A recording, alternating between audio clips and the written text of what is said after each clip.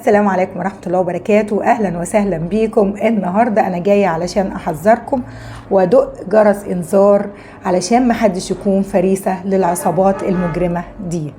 احنا كنا بنتعرض لمحاولة سرقة، لكن بفضل الله ربنا نجانا، يمكن عشان ده مال غلابة ومال أيتام.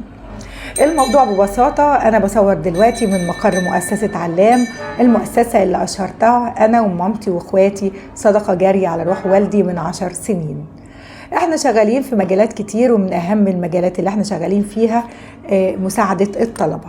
ففي أحيانا بيجي مبالغ مالية علشان نجيب بيها ملخصات للطلبة، فبكتب بوستات ان في طالب كذا محتاج ايه، في طالبة ايه، بكتب الحالة بالظبط، فبيجي لي مبالغ على فودافون كاش واروح اسحبها. فزي ما تقولوا كده في حد دنيء، يعني عصابة قذرة، شافت البوست بتاعي فلقيتهم بيرنوا عليا، الو احنا مؤسسة ايه وقالوا لي اسم مؤسسة، احنا مؤسسة موجودة في التجمع وهنحول لك 8500 جنيه مساعدة للمؤسسة. قلت له دي الايه، للمرضى ولا للكتب؟ قال لي لا حضرتك بقى عارفة المجال اللي انت شايفاه ادفعي فيه.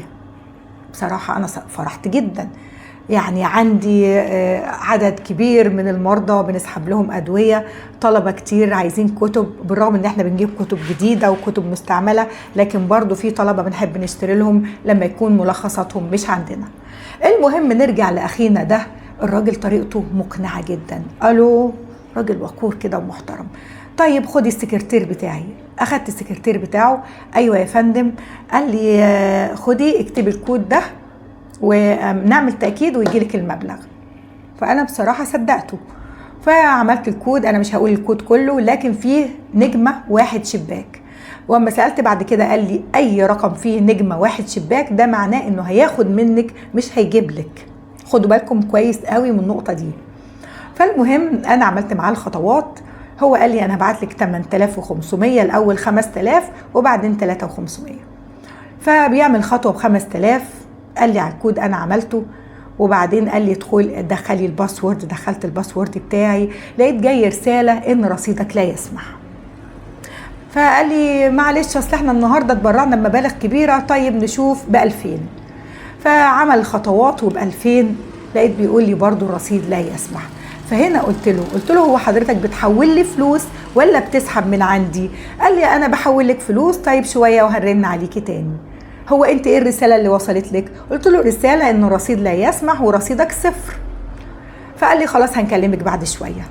قفلت شوية وما اتصلش ساعة، وقلت اكلمه، بس في الوقت ده انا شكيت فيه. فكلمته، قال له هو الرقم ده رقم ايه؟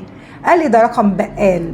قلت له طيب انتوا كنتوا بتحاولوا تسرقوا رصيدي من شوية، انا هبلغ عنكم مباحث الانترنت وهخرب بيتكم. الراجل اتخض وقفل التليفون، ومن ساعتها كل ما رن على الرقم ما بيردش.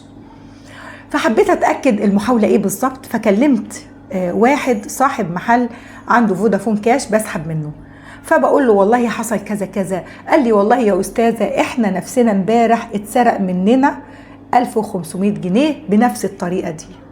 واحد عندي بيشتغل، فحد كلمه، واحدة ست ابنها يبعت لها فلوس علينا، فالمهم بطريقة ما واتسرق منهم 1500 جنيه. وقال لي ان الموضوع ده منتشر جدا. قلت له طب اعمل ايه، ابلغ؟ قال لي والله انا بلغت بس ما يعني مش شايف اهتمام، والناس قالوا لي مش هيحصل حاجة. فقلت خلاص اللي اقدر عليه، انا كتبت بوست على الفيس وكتبت رقم اللي هو اتصل بيا، قلت برضو نصيطه يعني، واللي يقدر برضو يعمل له اي حاجة يلا يتكل على الله. وقلت اكلمكم، اطلع اتكلم معاكم النهاردة على الموضوع ده علشان تنتبهوا كلكم، لان للأسف ما بقاش في ضمير، وناس كتير بتدخل. يعني انا مش متخيلة انت داخل مؤسسة خيرية تسرق فلوس التبرعات، يعني ده حرام نتن قوي. وللأسف اللي عرفته ان الموضوع ده منتشر جدا الايام دي، فاي حد هيكلمك سواء كنت جمعية خيرية بتتلقي مساعدات او اي حد هيقول لك دخل كود، قول له لا، مدام محفظة على فودافون لا، هو اللي هيبعت على طول، وانت مالكش اي دور، لا موافق ولا مش موافق، هو هيبعتها هتلاقيه جات على المحفظة على طول.